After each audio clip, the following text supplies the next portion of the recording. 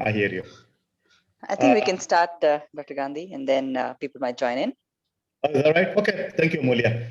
All right. So, on behalf of MVAPI, I'm welcoming you to our educational series. Today is cardiology because February is a heart health month. We have three distinguished speakers today. Each speaker will finish their talk in 20 minutes. We will ask the speakers to finish their talk, and we will ask the questions to be, we'll wait for the questions after the speakers are done.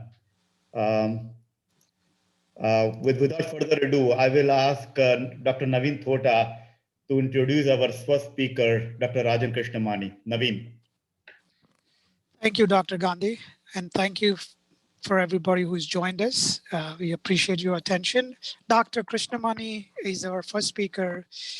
He's an non-invasive cardiologist and advanced heart failure cardiologist. He's a board certified in cardiovascular medicine and advanced cardiovascular disease and cardiac transplantation. He's completed his fellowship in cardiology from Beth Israel Hospital in Newark, New Jersey, and a fellowship in heart failure and cardiac transplantation at Tufts New England Medical Center, Boston.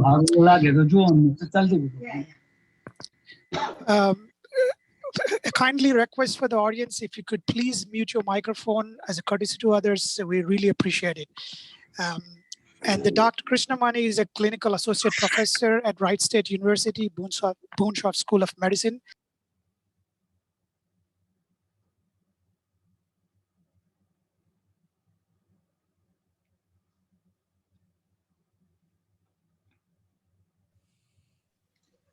We're not able to hear you.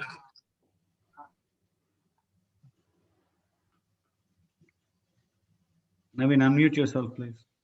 Oh, sorry. Oh, sorry. So I said lots of stuff. I guess you guys did hear hi. So sorry, I apologize. Thank you. Thank you, audience, for joining us. We appreciate your attention. Our first speaker is Dr. Krishnamani, who specializes in non-invasive cardiology, advanced heart failure. He's board certified in both cardiovascular medicine and advanced heart failure and cardiac transplantation. He graduated from Medical School, Calicut, India. He has completed fellowship in cardiology from Beth Israel, New York, New Jersey, and fellowship in heart failure and cardiac transplantation at Tufts New England Medical Center, Boston. He's a clinical professor at Boonshoff School of Medicine. He works at the Premier Hall, Dayton, Ohio. Dr. Krishnamani, take it away. Code is yours. Thank you. Thank you so much. So what I'll do in the next 10 to 15 minutes is try to answer some of the questions that are asked by patients in the office. Okay, so let me see. So the discussion topics are, what are the options regarding identifying somebody's risk for heart disease? What are the modifiable risk factors? What can we do in terms of diet, exercise? And then I usually get questions regarding, should I be taking aspirin? Should I be taking a statin? Okay, and should I go and get a calcium score done? So these are some of the questions we are trying to answer today in the next 10 to 15 minutes. Now, most of the information is available online, so I'm not going to repeat things which are already there. If at all possible, the organizers can share the slides at the end of the meeting, and then there are links on the slides. So one of the risk calculators we use commonly is something called the ASCVD risk calculator. This is available on the ACC website, and basically is looking at people with between the age of 40 and 79, what is their 10-year and lifelong cardiovascular risk. So basically looks at your current age, sex, race, systolic and diastolic blood pressure, cholesterol levels, whether you have diabetes, hypertension, whether you're on medications, and then it gives out a risk score based on a 10-year and a lifetime risk score. Now, among Indians, this can underestimate the risk to some extent. Okay, so that is something we need to be aware of in terms of This is primarily was designed for Caucasian population, but among Indians, it can underestimate the risk to some extent. But still, it is a good calculator. And when we look at the calculator, you're trying to identify whether you're low risk, borderline or intermediate risk, or high risk. So what we mean by low risk is anybody whose 10-year risk is less than 5%, high risk is more than 20%. Now, this borderline intermediate risk is where we may have to do further risk stratification to see whether some additional therapies can be helpful or not. And we'll come to that later. Now, when we talk about cardiac risk factors, there are some modifiable risk factors and some non-modifiable risk factors. The main thing we need to focus on things which we can modify, because we just cannot change our genetic makeup. We cannot really change our LPA levels. So the main thing which we can really make a difference on is one, the smoking history, the BMI evaluation, ideal BMI being between 18.5 to 25. Anything more than 25 to 30 is overweight. 30 and above is basically obesity. We can watch a little bit on our diet, and there are some specific diets which have been helpful. We can increase our physical activity, improve our cholesterol levels, get our blood pressure under control, and manage the diabetes better. So these modifiable risk factors make a huge difference in terms of the overall cardiovascular risk. So this slide is a bit complicated slide, but if you look at the reference right here in the bottom left, the reference is basically a non-diabetic, non-smoking 50-year-old woman with a total cholesterol of 154 milligram per deciliter. Now you add on to that the cholesterol level is higher, you find that there is an incremental additional risk that happens. If this person smokes in addition, again, as we add on each one of these risk factors, there is a sequential additive effect and a cumulative effect of increasing risk. And again, the last column is people who have high blood pressure. So a smoker with high blood pressure with a total cholesterol of 270 is having almost a 10 to 12% risk here. You add a low HDL, which is seen commonly among Indians, that increases the risk even further. Male gender attributes some risk. Diabetes attributes a lot of risk. And as we get older, our risk factor, our risk increases substantially.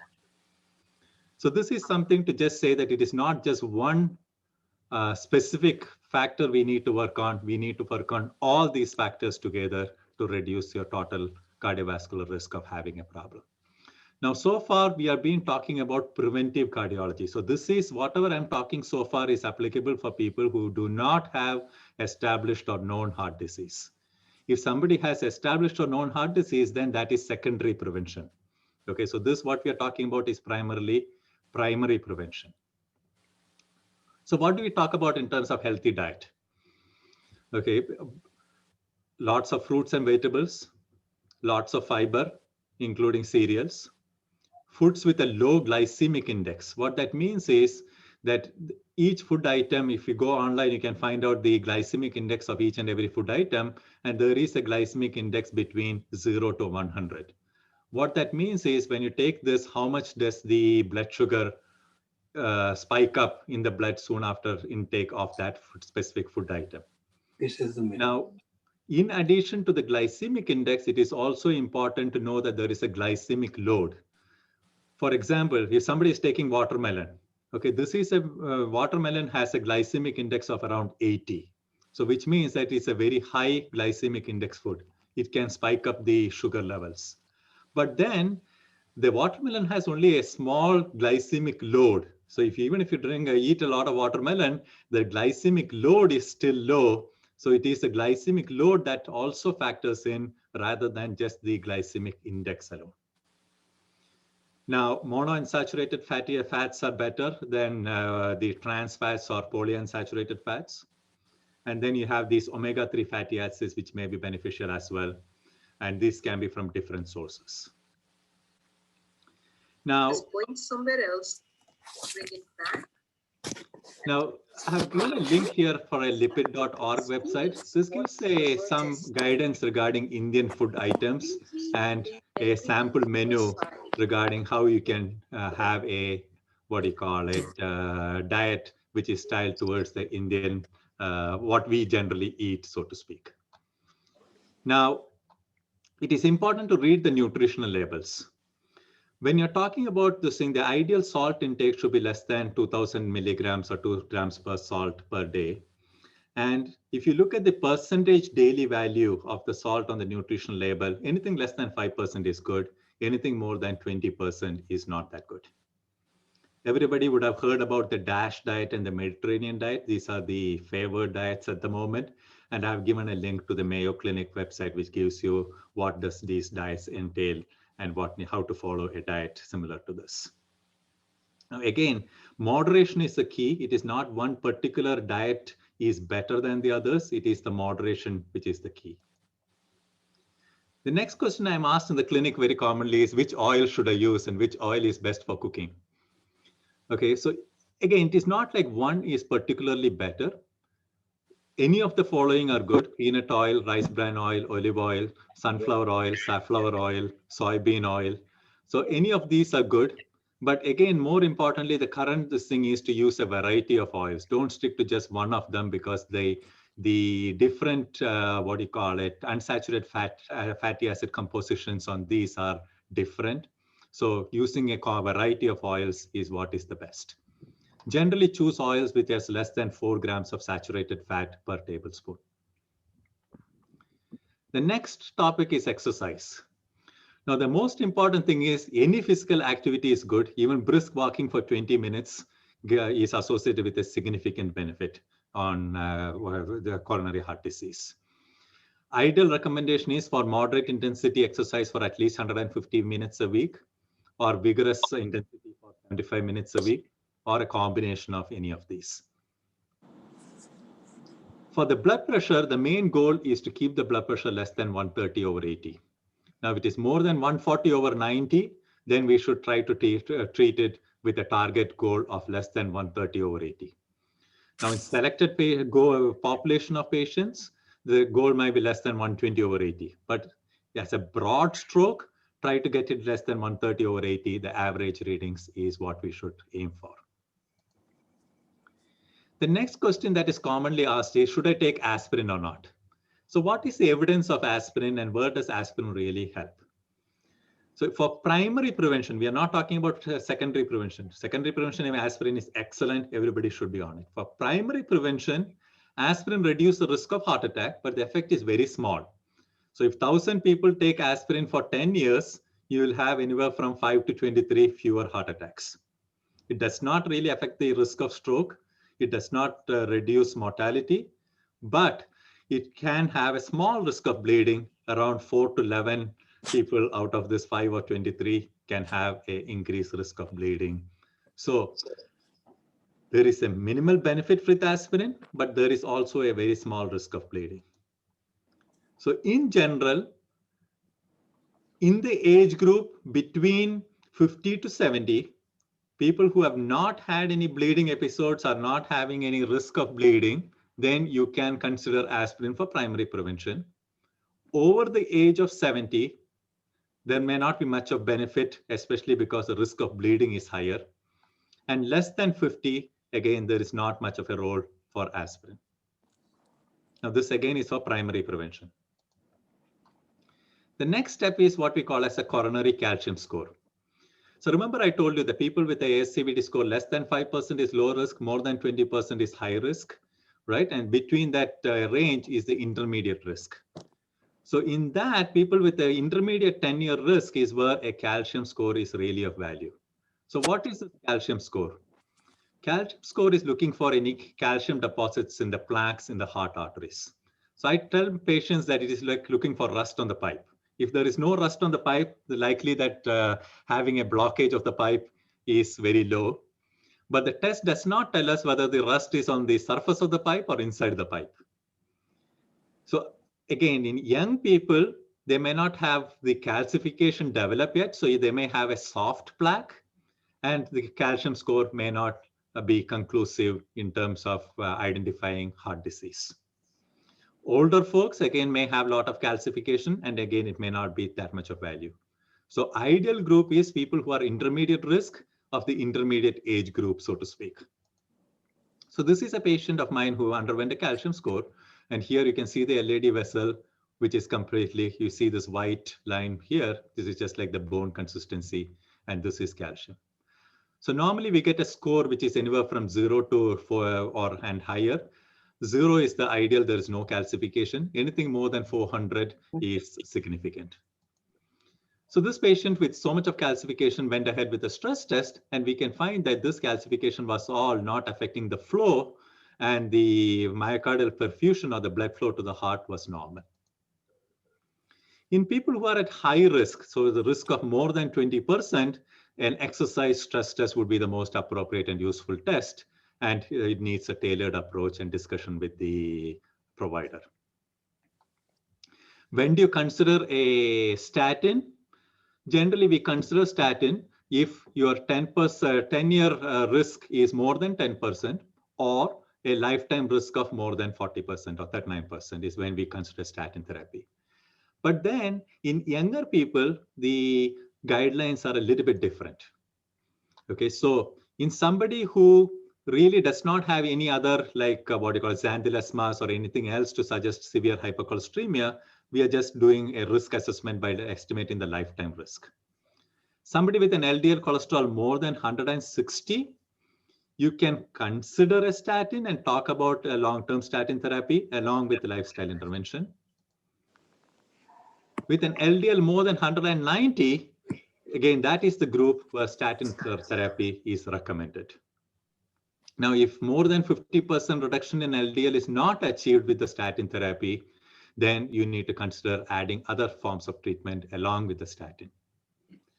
Diabetics are a separate group, and if they are long-standing diabetes, then again, statin is something that needs to be considered. Now, all this is in terms of primary prevention. If somebody has known coronary artery disease, then statin is indicated with a goal LDL of less than 70 or even lower if you can get it even lower than that.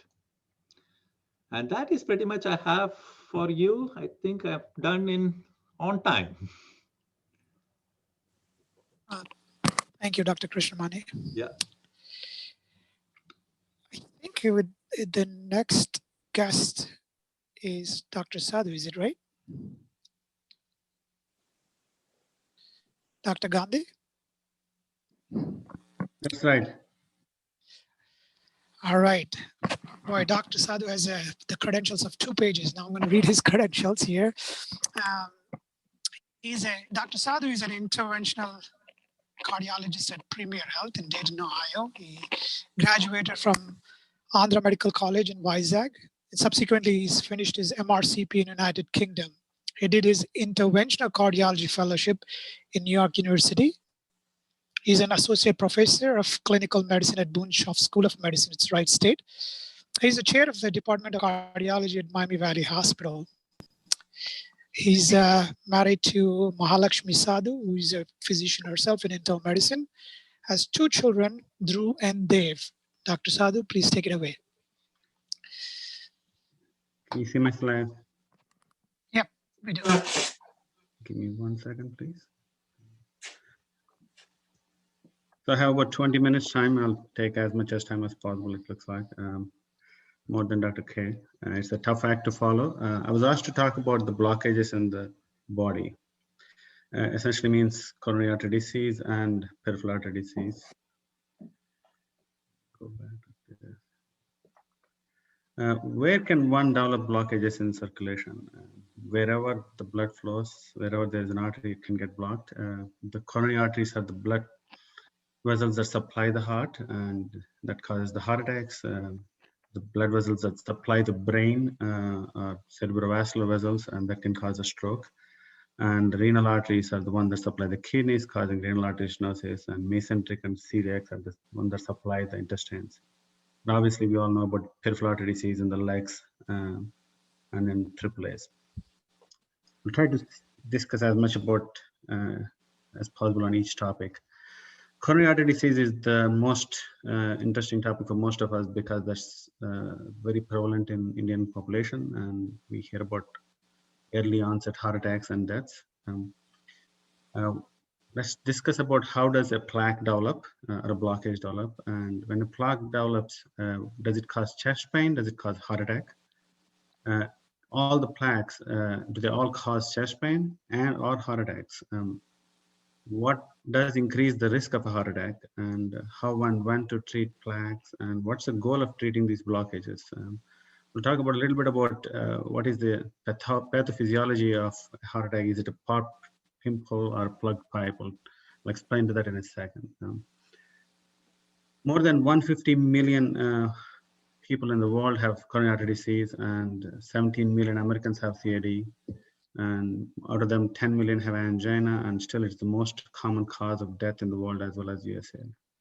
And it's so more so in the case of Southeast Asians, and the Masala study that's been studied, I think we're trying to be part of it here as well, basically confirms that we're at a much higher risk. What does an angina mean, or symptoms of coronary artery disease? If the blockages are severe enough to decrease the blood flow to the heart, they cause chest pressure or tightness or discomfort, something that's difficult to explain. It's kind of diffuse, rather vague symptoms like a squeeze that comes with exercise or emotional stress. It can radiate to the neck, jaw, sometimes to the epigastric area, rarely to the back, and it usually doesn't come quick and doesn't leave quick. It comes over a period of time and stays there and relieved by rest and relaxation and even with sublingual nitroglycerin. So any pain that comes like a sharp pain that comes for a second and goes away is highly unlikely to be from the heart. Some subset of people like old people, diabetics, women, this may not be happening. They may just present with shortness of breath or sweating and nausea. If the blockages are severe enough to cause LV dysfunction, people may develop tiredness and palpitations especially from ventricular rhythm problems with a weak heart muscle. And there are different types of chest pains, and we have to differentiate between a chest pain that's coming from the heart versus a chest pain that's coming from aortic dissection, which is a tearing pain going directly to the back and writhing in pain. And the most common differential would be an esophageal symptom, where it is very indistinguishable from angina, and sometimes it even gets better with nitroglycerin. And there is anything between the skin to the back, any organ in the chest can cause pain, which can be confused with heart. Let's go to the next one. So a blockage or plaque develops first initially as an endothelial dysfunction. That is the inner layer of the arteries is called endothelium due to the insults from LDL, inflammation, reactive oxygen species. And that's followed by an arterial injury and plaque formation. It starts with a fatty streak with lipid-laden macrophages, and it progresses to fibrofatty plaques. And the obstructive plaques are the ones that cause angina. The plaque erosion or rupture can happen at any stage and cause acute coronary syndrome. I'll explain that in the next slide. If you look at this, this is what Dr. Krishnamani was talking about it. And normal plaque starts on the left side. Normal artery looks like in the left side. As the cholesterol builds up, expanding in the third stage, you can see the plaque build up, and that's and then fourth stage, you see the soft plaque. It's not calcified yet, and it's not even obstructing the lumen yet. If you see this particular patient in the stage 4 and 5, they may not have any symptoms because there is no luminal narrowing, the blood flowing pretty well, the stress test would be negative. And even if you do an angiogram, it will be only mild plaque at maximum. That can still break, like in stage 5 you're saying, and cause thrombosis.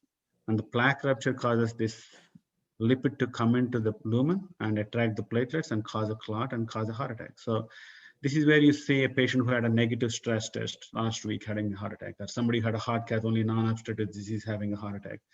So heart attacks can happen without any obstructive blockage that we're seeing in stage 6 and 7 in this picture. And that's very important to understand why we do test, why do we need to treat patients more aggressively, especially people of Indian origin.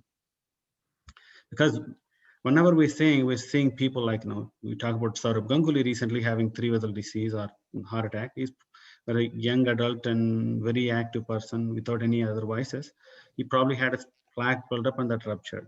That's where we need to be aggressive and treating it more so in the early stages. And BMI of 25 may not be an ideal BMI for Indians. And let me see if it plays.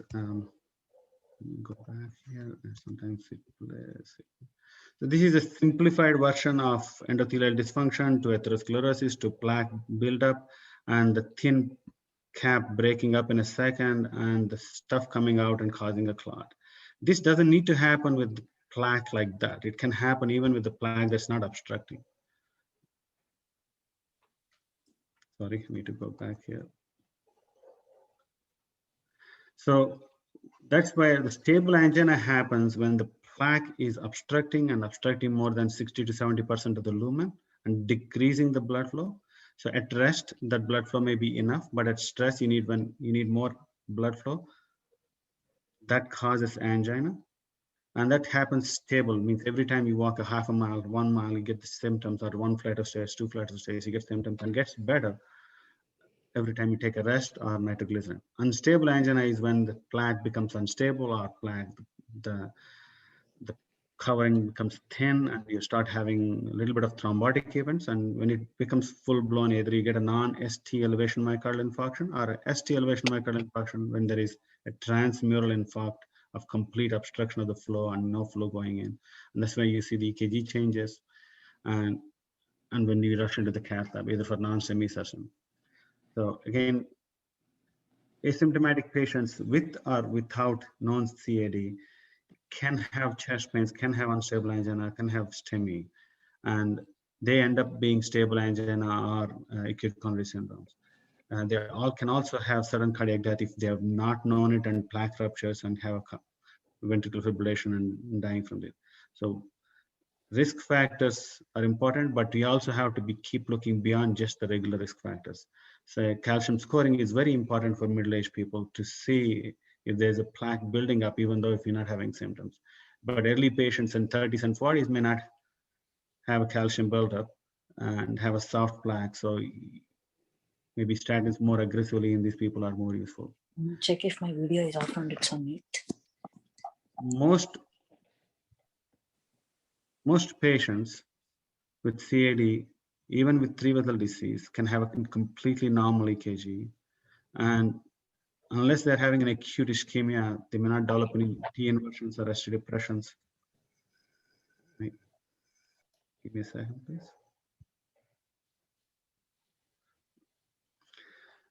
And in an acute transmural infarction, that's where you see the ST elevations. I'm sorry, I'm going to go back here again. It's going to slide it. So what is the primary goal of treating a coronary artery disease patient? Is it make it pretty, looking the blockage go away, or making the numbers look better? No. Our primary goal of treating any patient with CAD or presumed CAD is to prevent a heart attack and death from it. And how do we do that is you look for the EKGs. Obviously, you're talking about, we're going to come back and see how we treat it. So once they have a heart attack, you have to go and take care of it. This is in inferior ST elevation MI. You can see ST elevations in lead 2, 3, and AVF, with ST depressions in 1 and AVL, along with some ST elevations in V5 and V6. It's an infralateral ST elevations, and the right coronary artery on the left side is completely occluded in the mid segment, sorry, the right coronary artery. And this is after stenting in that area. Again, here you see another patient with ST elevations in the V3 to V6, but there's no significant ST depressions in the reciprocal leads. In fact, you have some QAs in the inferior leads and subtle ST depressions in AVR. This patient is a very poor slide, but you can see on the bottom right left-hand corner where the quality shows. This right coronary artery is filling with left to right collaterals, means right is 100% occluded. Your circ is 100% occluded in the proximal, and the LED is hanging by a thread on the top. So 3-vessel disease patient goes for bypass. So let's go back to the question I asked. How do we prevent heart attacks and deaths from heart attacks? Obviously, the risk factor control, like Dr. Krishnamani talked about, controlling the blood pressure, diabetes, smoking cessation, exercise, diet, salt restrictions. aspirin for high-risk people, statins.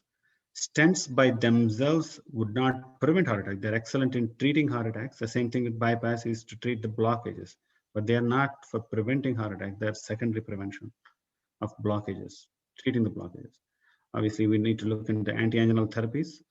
Once we know they're having angina, once we may have CAD, beta blockers, calcium channel blockers, short and long-term nitrates, ranolazine or Ranexa have shown to be beneficial in angina. Ivabradine has some benefit, but not been proven except causing bradycardia. So it's been not approved in US for angina therapy. Same thing with chelation therapy. EECP, spinal cord stimulation, transmyocardial revascularization, they all have had some benefit in angina therapy. Secondary prevention, as Dr. K has mentioned, aspirin, Plavix, and Brilinta, beta blockers, ACE inhibitors, ARBs, aggressive lipid lowering therapy. Vorapaxar has had some benefit, but it causes significant bleeding. So it's at this time we don't regularly use it. And I'm going to change track here. I think I'm running short on time. Not all acute coronary events are caused by plaques. You can have coronary aneurysms like in the mid RC on the left side or mid LAD. The LAD proximally has a plaque as well, but these things can clot off and distally embolize and cause acute MIs and angina before that. Or you can have severe spasm where the arrow on the left side showing the diagonal, which gets better with sublingual nitro or intercoronary nitro. This is the Prinzmetal angina classical with ST elevations with chest. Or you can have a spontaneous coronary artery dissection that you see in peripartum woman, and that needs to be stented, like on the right side here. You can also have a clot, either from atrial fibrillation or from left to right to left shunts. These clots need, once they're aspirated, they should be probably left alone but without any stenting. So let's go to the blockages outside the heart. When you talk about peripheral artery disease, it's usually out of the heart and out of the brain as well. Cerebrovascular disease, coronary artery disease, and peripheral artery disease. So peripheral artery disease can happen in extremities, either upper limbs or lower limbs, aorta with AAAs or thoracic aortic problems. Intestinal could be either a superior mesenteric artery, inferior mesenteric artery, or celiac, including for erectile dysfunction with the potential artery disease. If you add venous disease to peripheral artery disease, it will become peripheral vascular disease, but we're not discussing venous this time. Lower extremities, they're mostly asymptomatic, either misdiagnosed as spinal stenosis or underdiagnosed, undertested, not looked for, but they still put you at a higher risk of a heart attack and strokes. And untreated PAD can cause significant strain on the workforce because of amputations and limb loss. They present most of the time with claudication and or rest pain. When they're advanced, it can cause loss of hair on the limbs with poor nail growth and develop non-healing ulcers and gangrene. When we see the patient, it's important to take the socks off and examine the feet to see what's going on underneath. The blockages could be either in the subclavian arteries causing arm claudication, iliac arteries causing gluteal and thigh claudications, femoropopliteal causing calf claudication, and below the knee disease. I'm not going to extreme into treating these things, but how do we test is more important. Checking the pulses, checking the blood pressure difference in arms and legs, ankle brachial indexes, toe brachial index if somebody is diabetic with calcinosis, ultrasound, CT and MRI, and finally conventional angiogram. Depending on what we find, the treatment may vary from medical therapy to interventional percutaneous approach to vascular surgery. And next topic would be cerebrovascular disease. 80% of the strokes happen due to modifiable risk factors, as mentioned there: hypertension, diabetes, lipids, smoking, alcohol, obesity, apnea, sleep apnea, and sedentary lifestyle and nutrition. And 20% of the strokes are caused by the carotid artery stenosis. Most of the time, looking for carotid bruit may not pick up the carotid artery stenosis of significance, but if somebody is at risk factors and we hear a bruit, carotid Doppler is very much indicated. Small vessel disease causing lacunar infarcts is very common, either by microatheroma or lipohyalinosis. And they also they put you at high risk of IC bleeds, intracranial bleeds once they get the strokes. Rest of the strokes are caused by the clots from the heart going to the brain or vasculitis. And how do we prevent the strokes? I think Dr. Krishnamani has mentioned this again. Risk factor control, aspirin plus dipridamol or Plavix, oral anticoagulation, people with AFib, if they can't take anticoagulation, Watchman devices. And finally, once they have significant carotid disease, either symptomatic or asymptomatic, depending on the severity, depending on the guidelines, they can either get a carotid artery stent or carotid endarterectomy. So this is pretty tight stenosis just distal to the bulb in the carotid artery, in internal carotid artery, and this is after the stent on the right side. Same thing in the right side picture where the arrow is there, long arrow. That's where the right middle cerebral artery that's completely occluded, most likely from a thrombotic event. And you can see on the left side the whiteness on the brain, that's a stroke. Now we're going to go to the mesenteric arteries. I think I'm pretty much on time there. If you look here on the picture, it's a kind of busy slide, but the top one is the celiac artery supplying the hepatic and gastric and gastroduodenal, and the left side is the superior mesenteric artery supplying ascending colon, transverse colon, and the small intestines, and the inferior mesenteric artery supplying the descending colon and the sigmoid. But this is also supplies collaterals through the marginal artery of Drummond to the superior mesenteric artery. So one of these arteries is open most of the time. We don't develop ischemia, but chronic mesenteric ischemia happens with atherosclerotic disease, with significant blockages in all the three vessels, especially SMA and AMA. And they cause abdominal angina, weight loss, malabsorption, malnutrition. Acute mesenteric ischemia is usually caused by thromboembolic phenomenon from AFib. Revascularization is indicated when severe ischemic patients with significant weight loss. Surgery is usually not a very good option here. Renovascular disease includes renal artery stenosis. If there's significant bilateral renal artery stenosis, obviously ACE inhibitors are contraindicated, but they can lead to worsening kidney function, uncontrolled hypertension, flash pulmonary edema. These are the main indications to proceed with intervention in these situations. Most of the time, we don't do stents for endovascular disease. Appropriate medical therapies and prevention is more important. And fibromuscular dystrophy is usually better treated with balloon angioplasty alone. And that's it. I think I'm just finished on time. Thank you. Thank you, Srikanth. Thank you, Dr. Sadhu. That was fantastic. Our last talk is from Dr. Harish Seetharam Mohan, and I'll request Naveen to introduce Dr. Seetharam Mohan. Yeah, hi, Dr. Seetharam. Are you here? Is he here? Yes, Dr. Gandhi? Yes, Oh, he's he's here. here. Okay. Harish, And will you I also requested. Hi, everyone. I also a kind request to the audience, if you could please mute your microphone as a courtesy to our distinguished guests. We appreciate that. Welcome, Dr. Seetharam Mohan. So Dr. Seetharam Mohan is a non-invasive cardiologist who's working at the Kettering Health Network. He's graduated from Kakatiya Medical College. He further pursued his education in United Kingdom, has his MRCP. He finished his medical residency in Penn Medicine and fellowship in Albert Einstein Medical Center in Philadelphia, Pennsylvania. He is an attending cardiologist at Kettering Health Network and associate professor of clinical medicine at Boone Sharp School of Medicine, Wright State University. He is actually involved in a lot of trials, as I understand. Is that right, Dr. Seetharam? And please take it away. How do I share the slides? I just. So you should have a screen share button on the top.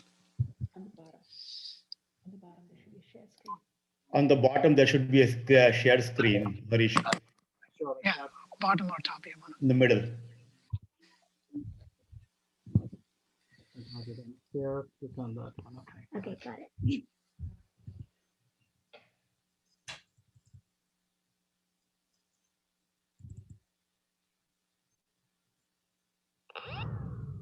Please let me know if I can start seeing the screen. We can see it. You can see it, Harish. Yeah. can I also request the audiences, if you have any questions, please post it, please. Thank you for Dr. Krishnamani and Dr. Sadhu to catch up. And thanks for the opportunity, the Miami Valley Physician Association, and thank you for the leaders who have worked into this. So it's a tough talk. Hopefully I'll try to finish this in the next 15 to 20 minutes. Before we get dwell into the COVID and heart-related issues, I'd just like to give you some historical perspective of COVID and some generalized entities that's involved with COVID before going into details of COVID-related heart disease. So as you all know, I think coronavirus was diagnosed in 2019, and the first cases were reported in Wuhan. And subsequently, the cases were seen worldwide, spreading down to one nation to another. Because of globalization, we have seen a lot of travel. And WHO has defined this COVID-19 as a pandemic in March. That's when I think globally they've realized, I think this has impacted not only personally a lot of people on the personal front, including their health issue situation. And as you know, the COVID-19 is caused by coronavirus 2, called the severe acute respiratory syndrome, which is a member of a beta coronavirus. And these beta coronaviruses also include the SARS, which we had in early 2000, and as well as the Mediterranean respiratory syncytial virus, which caused a lot of global issues around the world. And as we know, this has spread to greater than 200 countries across the globe. And unprecedentedly, it not only affected the public health, but also impacted our social and economic lives. And in terms of clinical manifestations, as we know, COVID-19 can have varied amount of symptoms, and it can be mild, it can be severe, and critically ill. Apart from your routine symptoms of cough, fever, and early viral symptoms, it can progress into what you call pulmonary and extrapulmonary manifestations. And age is another important major factor. And more in terms of we are aged, I think the risk of developing the disease is a lot more lethal and contagious. And as you can see in this pictorial diagram, once you see the spectrum of age group from left to right, as you've seen the ages and people who are affected have critical disease with worsening morbidity and mortality. And we know that the incubation period of this virus is between 1 to 14 days, on an average 5 days. And you can have mild symptoms varying for the first 2 weeks. And subsequently, you can develop severe illness if the symptoms persist beyond 2 weeks into critical illness, ending up with severe pulmonary complications. We know apart from these routine symptoms, we have acute respiratory distress syndrome, which is an acute lung injury. And this is caused in the context of your cytokine storm, which leads to multi-organ failure, eventually causing coagulation abnormalities and thromboembolic events. Just to give you a rough idea of the pathogenesis of how this virus works, it's a couple of busy slides. I want to just keep it simple for our non-medical friends. The main receptor where the virus attacks is called the ACE2 receptor. And this receptor is quite well known to be expressed on a lot of tissues in the body, including your heart, lung, gut, liver, kidney, and immune cells. The viruses has different proteins, as we are aware. I don't want to go into the details of the structure of the virus, but the main protein is the S protein, which is called the spike protein, which we have been hearing since its inception in the news and the targets for our future therapies. The spike protein attaches to this receptor, and then it tends to get into the cell. It tries to replicate itself with its own dependent RNA-dependent ribosomal polymerase, uses the body's manufacturing system and creates more virus particles. And this process goes on, and this leads to a lot of inflammation, lot of injury to the cell, causes inflammation of the cell lining, and in turn causes a lot more thrombosis, means the blood clots in our system throughout the system. And none the least, we know that this receptor usually plays a major role in helping prevent any further damages in your body by preventing the angiotensin II, which happens to be one of the major component which can lead to toxicity, including fibrosis and thrombosis and inflammation. And none the least, as I mentioned, because heart is not an exception, and as all other systems are involved with this COVID, you can have varied symptoms of heart presentation. And the heart can have significant impact, as we all know, and it could present as myocardial injury, it could present as arrhythmias, it could present as acute coronary syndromes, and it can cause stress-induced cardiomyopathy. And on top of that, the venous thromboembolic disease associated with this virus. Just to give you a perspective, the cardiovascular disease and COVID-19, we know, I think cardiovascular diseases is a leading cause of death worldwide. And as per the records and the census of 2017, more than 17 million deaths are accounted to cardiovascular disease.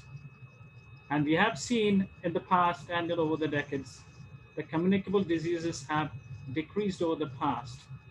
And the more non-communicable diseases, including heart and cancer, are the leading causes of death in most of the developing countries as well as the developed countries. And as we have discussed, it's not only an acute lung injury and respiratory failure and death that happens in COVID, and we have learned that it can cause further damage by the inflammatory markers and the thrombosis leading to multi-organ failure. And we know from our recent experiences in Europe, China, and United States, and New York has been our first badly hit state in our country, that we have noted that 1/3 to 1/5 of these populations who are admitted with COVID, they have significant myocardial injury. And patients with pre-existing conditions, including hypertension, diabetes, coronary artery disease, and underlying heart failure, or developing compared to people who don't have coexistent comorbid conditions. And we have also noted the people who have greater myocardial injury because of this virus tend to need more aggressive therapies, including mechanical ventilation, and they have, unfortunately, a higher mortality during their hospitalization. So I just put some slides in for our non-medical friends so that they can understand what exactly the different structures of the heart can be involved in COVID-19. I've just given a pictorial depiction of the heart and how it is connected to your lung system. The blue part is the impure blood that goes from your right side of your heart, gets purified in your oxygen in the lungs. And the red aspect on the left side of the heart gets the blood back through the pulmonary veins, and it runs the blood to your rest of the systemic circulation. And also I've depicted another picture at the bottom of the left slide, which shows the lining of your heart where you have a myocardium and then the pericardial lining. And the coronary anatomy includes, we have usually three surface arteries which supply your heart.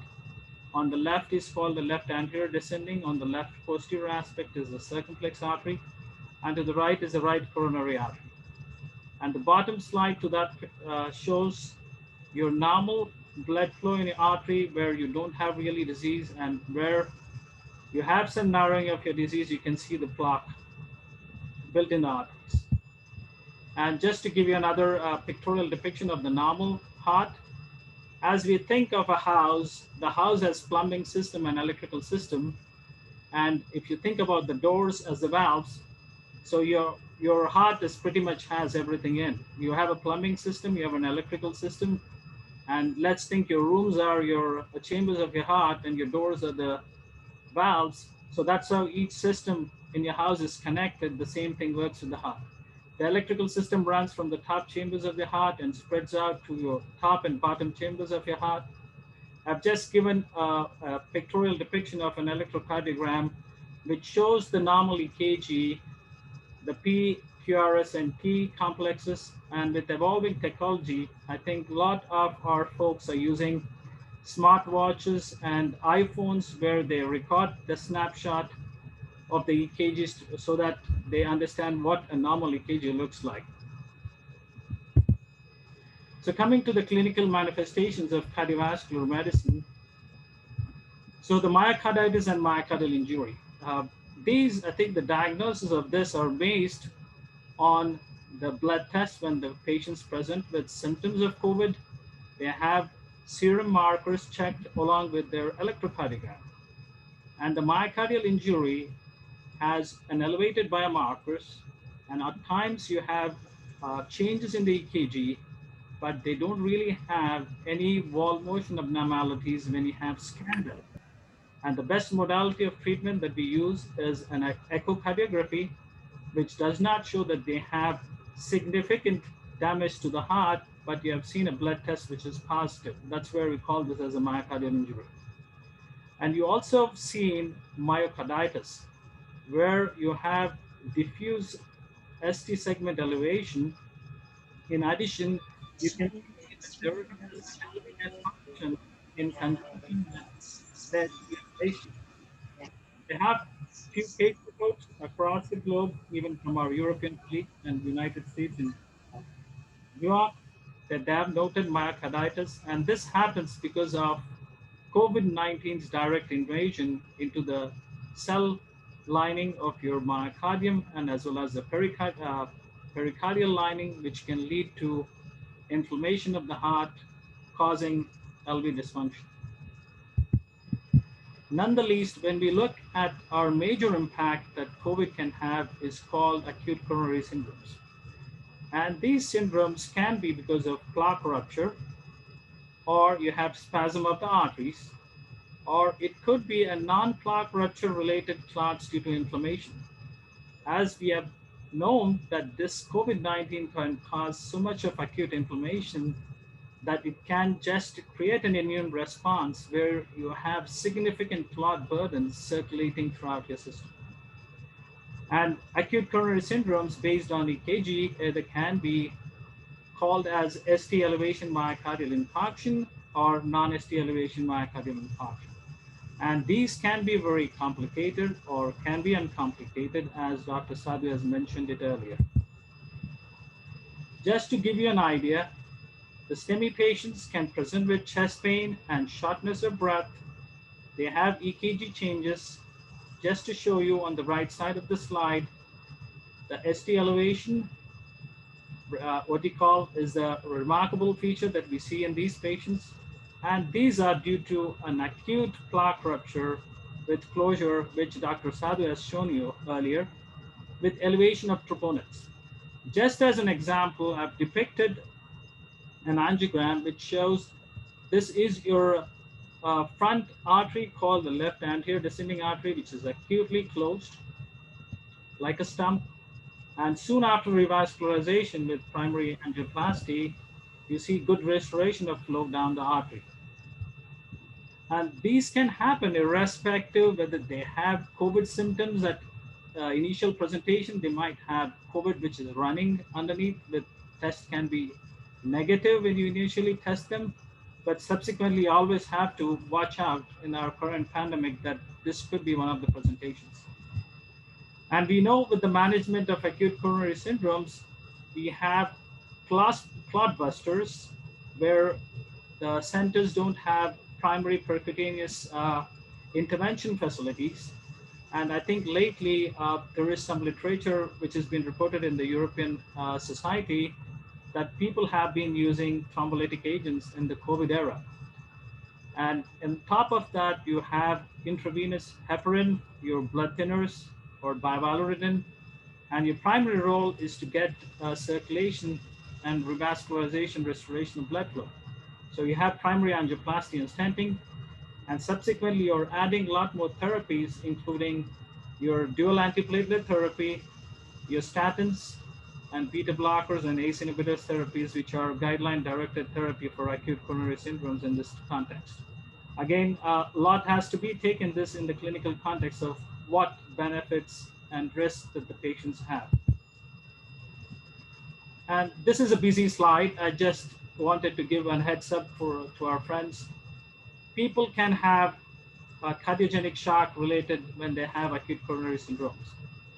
And when you have cardiogenic shock, so you have multi-organ dysfunction. Apart from your heart being very weak and not able to pump enough blood to the rest of your system, you wanted to support your heart, and they have quite few percutaneous assist devices, including impeller, intra-aortic balloon pump, and tandem heart. So these help at least unloading your heart and helping your heart to perform more effectively. And we have extracorporeal membrane oxygenation system.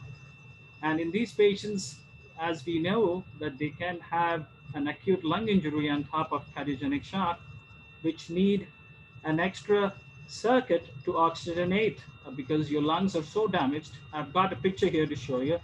The normal chest X-ray and CT scan in a normal individual, and if you should look at the bottom of the slide here onto the right, you see that significant damage that you've seen on the lungs, including the chest X-ray and the CT scan. And this might be quite confounding in people who have acute lung injury on top of cardiogenic shock. So you have to take in the clinical context and treat them appropriately. And coming to the next aspect of acute coronary syndromes, they have non-acute coronary syndromes, where you have non-STEMI, where you see the EKGs, they don't have ST elevation, but they have ST depression in these patients.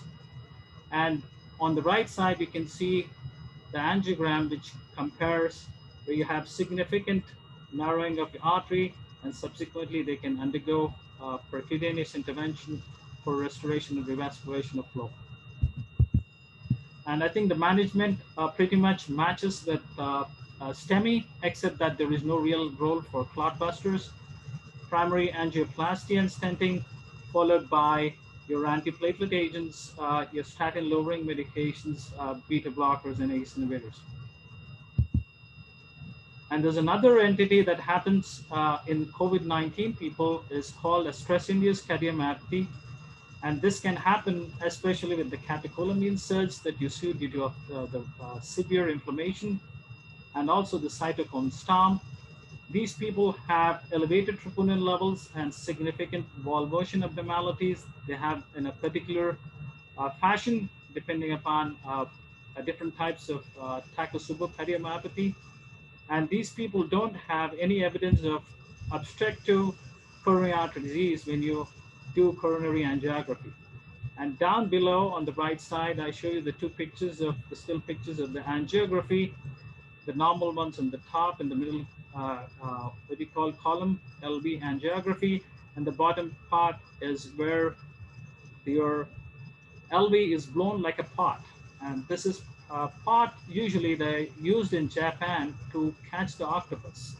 And I think it is named by them, it's called the Takotsubo cardiomyopathy. And as we know, I think these patients have to be managed with heart failure as with any other heart failure patients that you have, with guideline-directed medical therapy, which includes your beta blockers, angiotensin receptors, and angiotensin 2 receptor block, your mineralocorticoid, and the RNA, which is the angiotensin receptor and neprilysin inhibitors, and with the latest addition of sacubitril valsartan and the SGLT2 inhibitors, which have been the new armamentarium to treat the patients. Currently, we don't have a lot of literature in terms of using these medications in the COVID era. Nonetheless, I think the heart failure can be twofold. The one I mentioned was earlier was a heart failure with reduced ejection fraction. Patients can have heart failure with preserved ejection fraction, where the heart function is preserved, but they still can present with heart failure. And this can happen in the context of acute inflammation, fever. They can have tachycardia and excessive hydration because of the underlying issues where we have to fluid hydrate them. And also concomitantly, a lot of these people have renal dysfunction that complicates the situation further. In terms of arrhythmias and sudden cardiac arrest, these are well reported in literature now with the COVID pandemic, and they can happen because of myocardial injury, and they can again be triggered because of fever, the underlying sepsis. Hypoxia is a low oxygen state in your system when your lungs are severely damaged because of COVID, that can trigger this stuff, and the electrolyte abnormalities. And the arrhythmias can range from sinus tachycardia, which is not a what you call an arrhythmia, but the normal response to a stress for your body. You can have supraventricular tachycardias, atrial fibrillation, and ventricular tachycardias.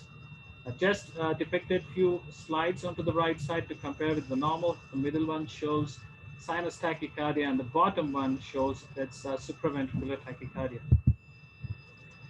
And nonetheless, our other major issue that we have been seeing during this COVID era is atrial fibrillation.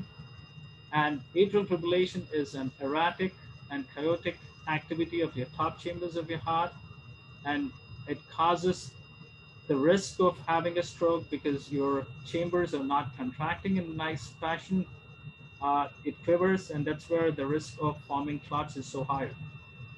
And at the present moment, we are continuing with the conventional therapies, including heparin and at times therapeutic Lobinox, but DOACs, we are still, I think, lacking literature in terms of when to use them. And I think if they have mild to moderate symptoms, we are more comfortable. But when they have severe symptoms, when they're on mechanical ventilation and other therapies, we are quite limited. And there is some latest literature saying that we might be risking with more risk of bleeding when you use one of these agents.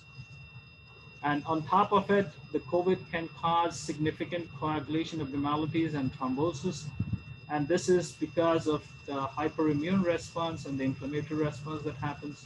You have elevated D-dimer levels, and some studies have suggested that significant risk of mortality of 18-fold, and they have low platelet counts, which are the clotting cells in your blood, and a factor 8, and also elevated fibrinogen that suggests that you have a very hypercoagulable, means a thick blood state, which predisposes you to have a lot of clotting disorders.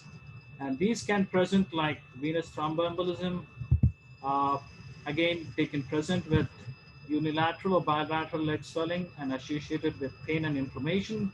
And you would like to continue with conventional therapies as long with anticoagulation, as long you don't have any other contraindications for bleeding.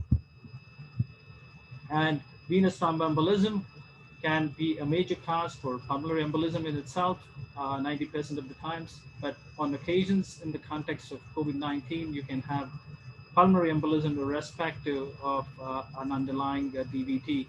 And patients can present with pruritic chest pain, they can have shortness of breath, decreased functional capacity, and they can present with syncope. And as we have discussed, that you can use your conventional therapies for anticoagulation to prevent further deterioration. And nonetheless, in the COVID era, we have seen there are associated arterial thrombosis and stroke. And we know, I think, some of our common symptoms by this mnemonic called FAST, where you have drooping of the face, you have arm weakness, you have slurring of speech, and this is where you have to call the 911 to get emergency care. And as you can see on the right side, just a pictorial depiction of the blood clot in the brain causing a stroke. So as we discussed earlier, optimal anticoagulation to prevent thromboembolic events is not still known. I think we are learning about this virus and further treatment options. But I think low molecular weight and unfractionated heparin and other coagulants can be used in the interim based on the clinical status. And we are waiting for, I think there's a quite number of trials which are underway, and we will have more answers in terms of what would be a proper, I think, anticoagulant agent in preventing strokes and further, I think, deterioration because of thromboembolic disease. Just a quick recap. I think children are no longer, I think, an exception. I think there is a small percentage of cases, and I think when New York State got so hit with COVID-19, we have seen some reports of Kawasaki disease. That's an hyperinflammatory condition in children, and that can affect the arteries, causing aneurysms. You can see those bulging of the arteries where you have chronic inflammation leading to aneurysms. They can have conjunctivitis, peeling of skin, erythema, and I think part of it, I think you wanted to treat the underlying condition, some role of steroids, and I think again anti-COVID agents which are available in the current context. And we know, I think there is no exception, and people with immunocompromised states are more prone for COVID-19 and heart-related infections. There is reports that the heart transplant recipients do worse when they get COVID, and also patients who have cancer with underlying cardiovascular diseases is another major issue in the current era. And just a quick recap on potential drug disease interactions. A lot of people take antihypertensive agents, including ACE inhibitors and ARBs, and they are what we call used to treat hypertension, diabetes, and heart failure. We are still, I think, trying to know what's the exact role, whether they have any significant impact when people have COVID and cardiovascular disease. There's a lot of research going on still. I think at this moment we are uniquely poised. I think we should continue to use both these agents. At this point, we don't have any evidence that we should stop using these medications. And some you have potential side effects because of antiviral properties of the drugs which are used in COVID, and they might cause cardiotoxicity. Just to wrap up with some cardiovascular effects of antiviral agents, there's a lot of huffing and puffing going around hydroxychloroquine for a while, for the last 12 months. And we haven't seen any significant benefit with hydroxychloroquine, neither it improves any mortality or I think death. So at this point, I think we don't have a great particular indication to use hydroxychloroquine, and especially it's been used in conjunction with some of these antibiotics. Azithromycin can cause QT prolongation and risk of arrhythmias.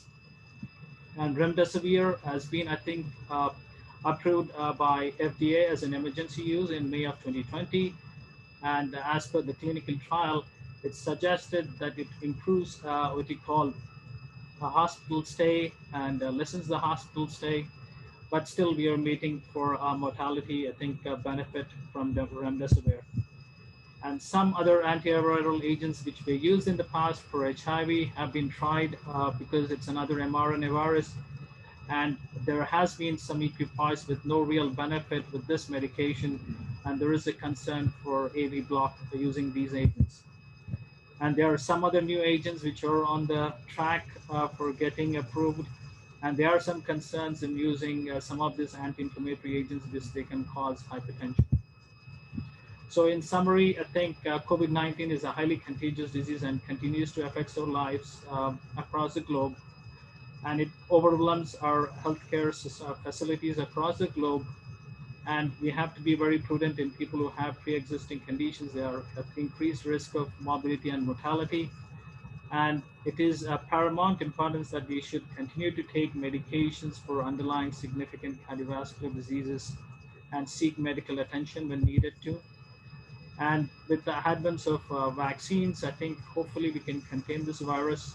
And I think social distancing should continue to be our mainstay to combat this pandemic. And unfortunately, reduced physical activities have been noted during this lockdown, which also contribute to our poor control of cardiovascular risk factors.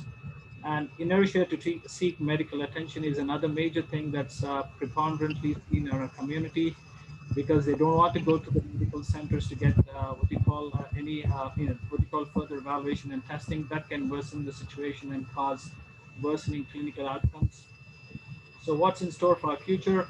I've got this famous quote from Mahatma Gandhi: "The future depends on what you do today." So there is invention and innovation for newer vaccines and evolving therapy with biotechnology being ever growing. And there are newer therapies, including antiviral and other anti-inflammatory and immunomodulatory agents. They are on the horizon, and you have a lot more clinical trials coming up. And the changing lineage of this COVID virus, the new variants continues to pose a threat. So we have to see how this pans out. And thank you for your attention. I took probably another 7 or 8 minutes over the time. Thanks a lot. Thank you so much, Harish. That was amazing presentation by all the speakers. On behalf of MVAPI, I would like to thank Dr. Krishnamani, Dr. Srikanth, Sadhu, and Harish. Big thank you to Dr. Naveen Thota for co-moderating, as well as our talenting committee. I would encourage any questions from our audience, please. Thank you. I saw two questions come up. One was a question about bradycardia. Okay, so bradycardia primarily means that a heart rate less than 60 is normal heart rate is generally at rest between 60 to 100. So anything less than 60 is generally considered bradycardia. It can be basically because of a change in the, what do you call it, the sympathetic and parasympathetic tone. Sometimes it can be because of medications. Sometimes it can be due to underactive thyroid. If somebody is very physically fit, their heart rate might run low. So there are so many different causes for the low heart rate, but just the heart rate being low alone doesn't indicate that there is anything major going on. It has to be taken in context. Then I saw a question come up about VO2 max. I'm not sure how accurate these VO2 max and some of these smartwatches and functionality are. There is also a change in the VO2 as we get older. There is a gender-related change in VO2. So there are so many factors that looks into the maximal oxygen consumption. We use maximal oxygen consumption in clinical terms, primarily in evaluating people who need some advanced heart failure treatment options. And in the hospital, the way we do it is by doing a cardiopulmonary stress test, where we actually put in a small mouth tube, and the person then bicycles on a, what do you call it, treadmill, or in a, what do you call it, some sort of an exercise. And this machine actually calculates the amount of oxygen that is taken in and carbon dioxide that is produced, and gives us the entire picture about the heart function, the lung function, the amount of oxygenation to the muscles, and gives us a lot more information. So I'm not sure how much the smartwatch really, the results are accurate or not. I really do not know much about it. Like yesterday, I had somebody in the clinic, yesterday or day before on Friday, I had somebody in the clinic whom we did an EKG and found that the person was in atrial flutter, which means the upper chamber was beating irregularly, but the smartwatch never picked it up because only every fourth beat was getting transmitted, and the heart rate was nice and regular at 60, but the person was in atrial flutter. So it is not very conclusive. Some of it has to be taken in context. The smartwatches are primarily for raising a concern, but it may not be a concern.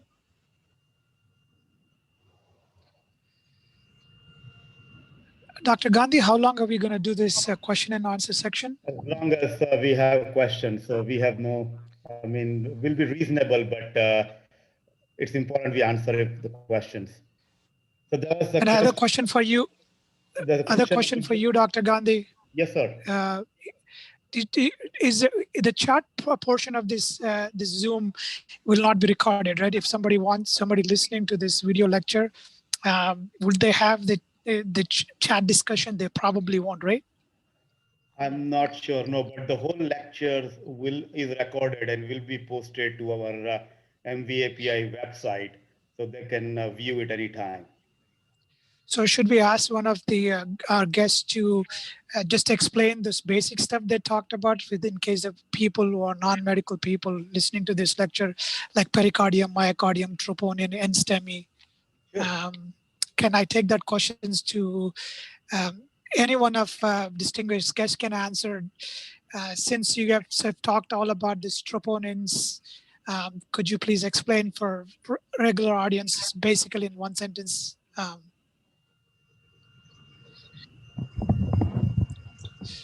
Dr. Seetharam, you want to take it? Just can you explain to our audience about the what is pericardium, what is NSTEMI? Sure. So Pat, again, I think NSTEMI is such a broad term. I think if you have to put this in context, if I have to make it simplify it, one, when we say NSTEMI, there are two ways of looking at it. Whether this is a coronary event, means where you have any plaque rupture of your coronary artery that's causing this to happen, that's called non-ST elevation acute coronary syndrome. And in broader sense, at times that's a type 2 kind of a myocardial infarction. It have to be very precise. Not sorry, I meant to say the type 1 kind of a myocardial infarction where you have this is related to the coronary artery. You can have type 2 MI, which is again called as NSTEMI in a broader sense, where you have your enzymes from your heart muscle leak because of a lot of insults. Let's say your heart is racing really fast, or normally your heart runs between 60 and 90, and your rate goes up to like 150 to 200. So that's a stress response where I think your heart is responding to it. And in certain situations, we do see the enzyme leak called the troponin I or troponin T from the muscle. That's one way where you see the troponin I to be elevated. And second instance, you have a fever. And again, if the fever involves your multi-system involvement, that can again cause, apart from some inflammation of your heart, can cause your troponin I to go up. And you have hypoxemia. That means lack of oxygen. When you have, for example, what we discussed today, the COVID-19 can cause severe hypoxemia. When you have lack of oxygen, so oxygen is quite essential to the rest of your body system, and heart is not an exception. And you have a troponin elevation because of that. And then you have other insults that can happen. Let's say you have anemia. You've lost your blood count. Your blood count was 14. You lost your blood count to 8. You have an anemia which is causing stress on your heart, and you have oxygen which is deprived because your 8 grams of hemoglobin has to circulate. So those are, I think, some of the issues which are not related to the artery per se, but there are other causes for your blood test to be positive. Great, thank you. Just a few more questions on the COVID and the heart. You mentioned inflammation to the heart, which is a myocarditis. How often do you see them if one were to get that? How long will it take, and how long the symptoms last, and how do you treat them, please? Yeah, that's as per the limitation. I think what I've seen, I think there is, only 2 to 3% of these patients can develop myocarditis, and once you have myocarditis, your easy to what we call test to go website is, and echocardiography, if you have seen like a significant dysfunction which is very global, where your whole heart as I think last dysfunction, can tell you this is myocarditis. Again, in the context, you have to make sure you have that EKG criteria. And probably in the context, if time allows you, probably you can get an angiography to make sure you don't have an underlying coronary artery disease. And in the advent of this COVID-19, you're limited in terms of what are the modalities you want to use. Let's say this is a COVID-19 patient. You don't want to expose your personal and yourself trying to get another advanced modality like a cardiac MRI, which would be a great modality to get information on some of these individuals. But I think the logistics and I think of getting people exposed is a lot more a bigger issue. And in terms of, I think, recovery, I think it's a tough question to answer. Probably if people have mild to moderate symptoms, they might do well, but I'm not sure once you have reached a point where you're critically ill, with being on ECMO, you're on impeller and other life support devices, I think the outlook looks grim. One additional question regarding this. One more question, If Naveen. one, I think, I apologize.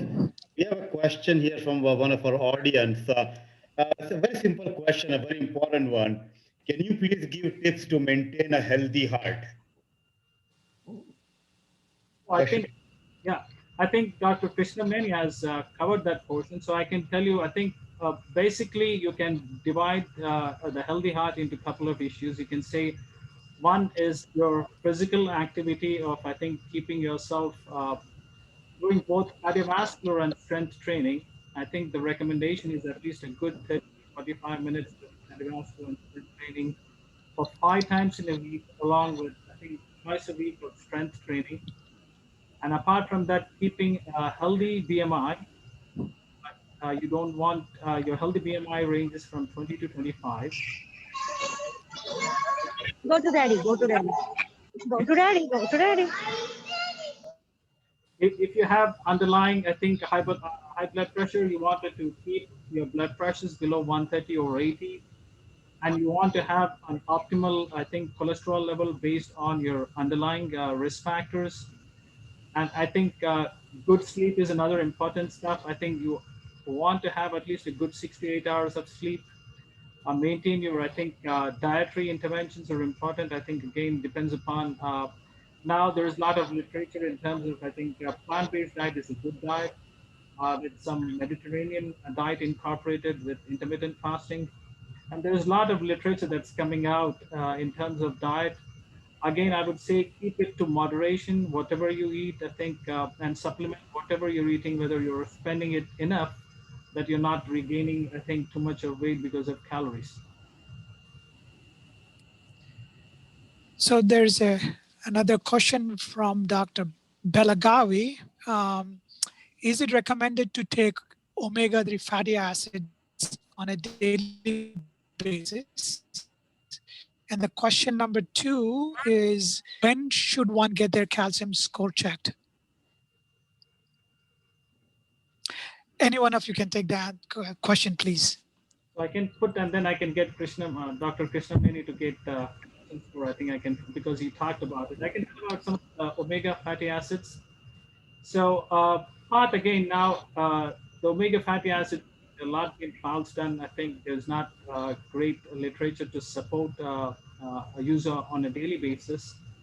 The one you are getting as over-the-counter omega fatty acids, and they don't really have the necessary essential fish liver oil, which I think now have some latest studies coming up.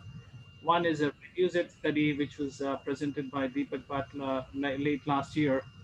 And I think there was another Japanese study called JALIS. So they have looked at icosapentaethyl, another fish oil, which has shown to benefit people on, I think, secondary prevention basis when they have elevated triglyceride levels and continued underlying cardiovascular risk.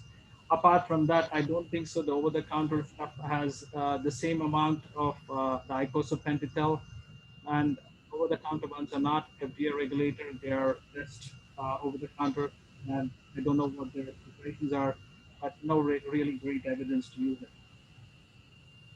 Yeah, and regarding the calcium score, generally the calcium score is recommended in people who are at the intermediate risk. So somebody between the 7.5 to 20% risk based on the ASCVD score calculator. And that is the patient population where it is most helpful, because you can make a decision whether to put the patients on aspirin or a statin. And generally for this, now you don't even need a physician order. You can order it directly. Both, I think, Kettering and Premier Health offers it. It can be it costs $99, and both facilities do offer it. So it is pretty easy to get it done. Regarding the omega-3, I agree. It is sort of the meta-analysis of multiple trials suggested that there may be a benefit in primary prevention, but the main recommendation is to try to take a variety of fish. If you do need to go for the capsule, the maximum dose recommended, I think, is not more than 2 grams a day is the maximum recommended dose. Sure. few more questions, Dr. Krishnamani, if you could please answer.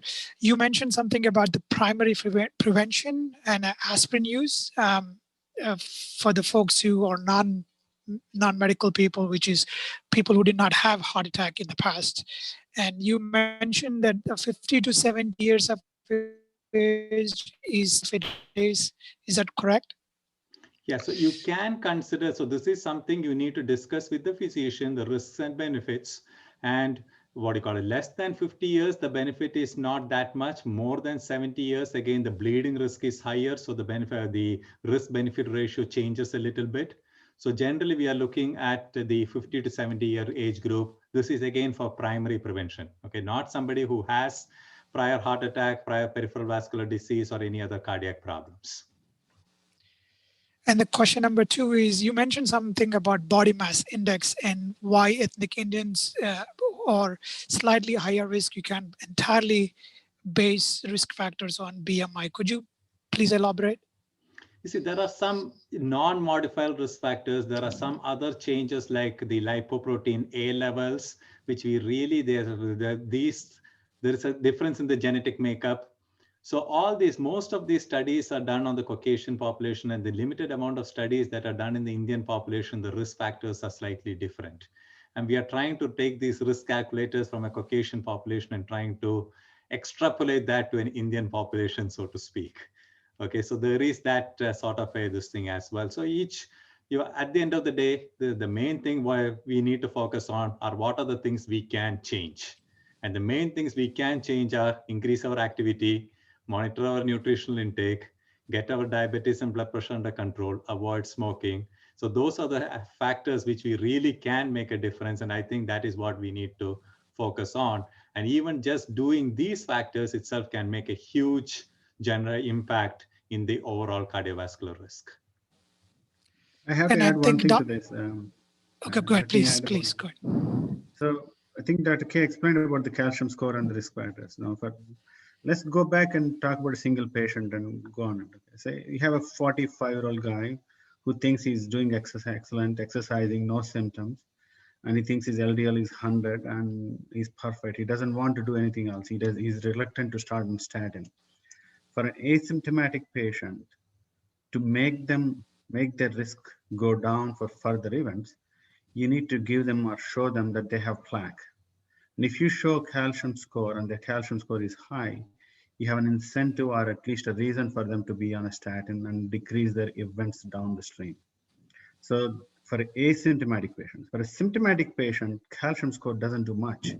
You need to do stress tests. If your chest pain is caused by a blocked artery or costochondritis or GERD, you need to tell that by doing stress test. The calcium score is obviously of not much use to tell whether that calcium either outside the lumen or inside the lumen is causing the chest pain.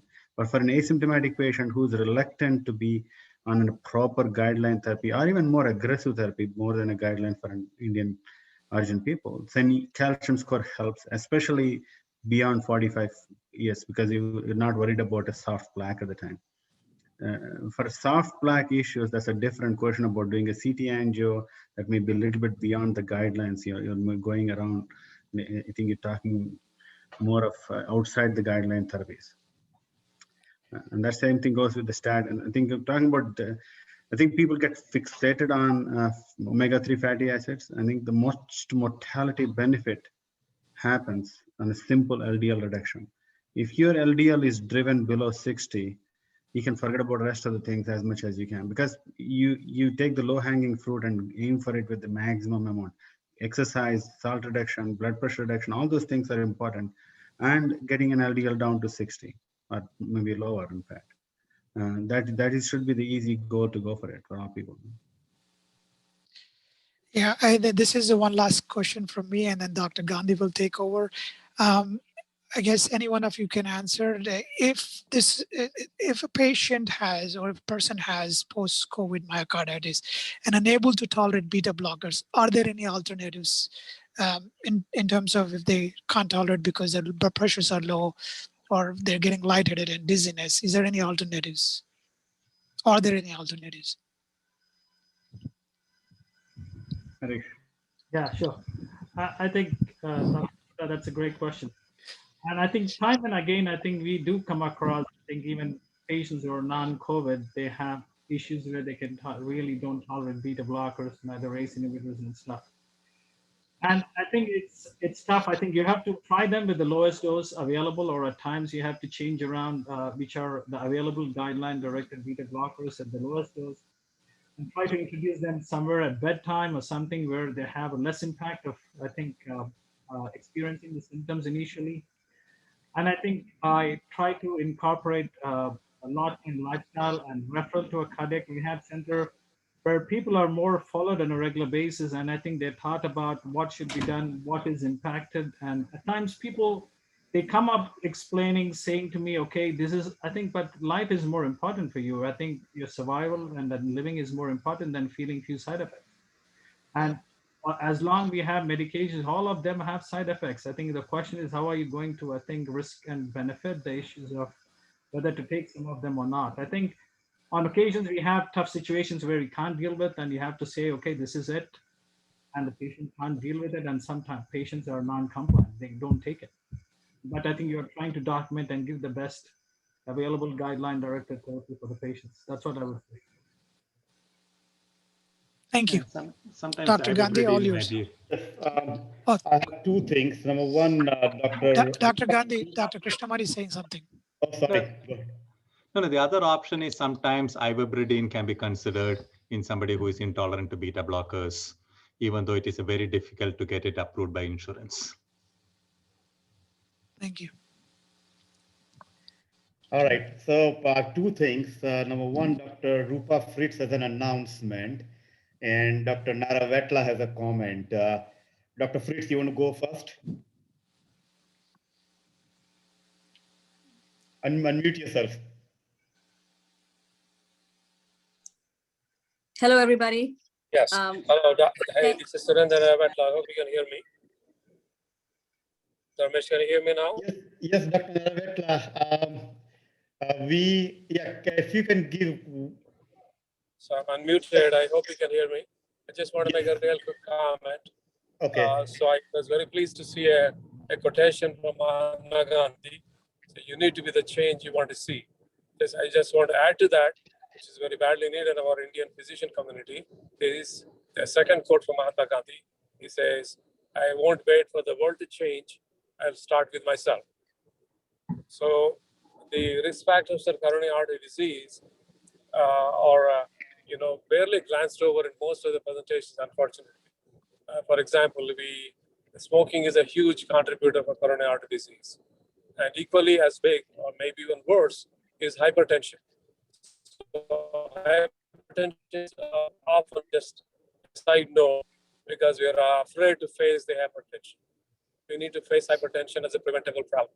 And we have very little understanding of why hypertension is such a big problem. And we need to focus on that.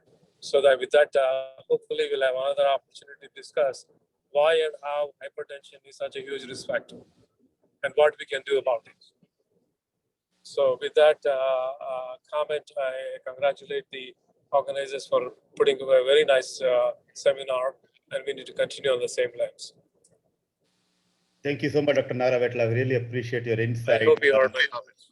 Thank you. And Dr. Rupa Fritz has an announcement. Rupa. Hello, everybody. Thank you so much for spending your Sunday afternoon with us. Thank you to the speakers. That was very informative and educational. I really enjoyed it. I would like to invite you all to join us for our monthly yoga series with MVAPI. As you know, we're doing the webinar series on the second Sunday of every month, as we did today. We're now going to start the yoga series on the third Sunday of every month. And the most exciting and unique aspect of this yoga series is that it will be targeted to the area that was focused on in the webinar. So this month, it is matters of the heart. February 14th, Valentine's Day, we talked about the heart. The yoga series, the practice will be focused on yoga practice targeted towards the heart. So every month, maybe you have a friend or a family member or a neighbor who has back problems or a different part of the body that they're worried about, or maybe you have some issues. That month's webinar and yoga seminar will be targeted together. I don't think it would be easy to find something like that anywhere. We have Vijaya Patil, who is our local Dayton Yogi. She's with the Utsahi Foundation. And we have Dr. Sangeeta Agarwal, who's an MD here in the Dayton area with MVAPI, who will also give us a medical background to the yoga series. The registration will be on your flyer. As you know, you have the flyer that you get either in your email, and there are links where you say click to register. You just click on that. It will take you, it's hyperlinked to the registration form. Please go ahead of time and complete your registration, because there's a little waiver, there are some questions, there are some educational information before you register. You'll get your Zoom link by email as soon as you register, and that Zoom link can be used month after month after month, and you don't have to go back to register each month. I also highly recommend to kindly follow the MVAPI community Facebook page. So it's the MVAPI community. If you just search for MVAPI community in Facebook, that'll come up. And then if you follow it, all these events will be there. If you click on interested or going to the event, they will remind you when the event is. A lot of the videos can be potentially available there. We're working on it. So that would be also a great way to invite your friends and family who you think will benefit from this. There is no need to be an experienced yogi. This is for all levels and all abilities. There will be modifications for people who are not able to walk or not able to do much physical activity. And so I think it will benefit everybody for balance, flexibility. So we invite everyone for this. I think that is all I wanted to say. So we look forward to making this a success in the long term. We're thoroughly enjoying the MVAPI webinar educational series, and we hope to achieve the same success with the Yoga Living Better series as well. Thank you for your attention. Very good. Thank you, Rupa. And thank you for all our presenters. If there are no further questions, then we will conclude our meeting today.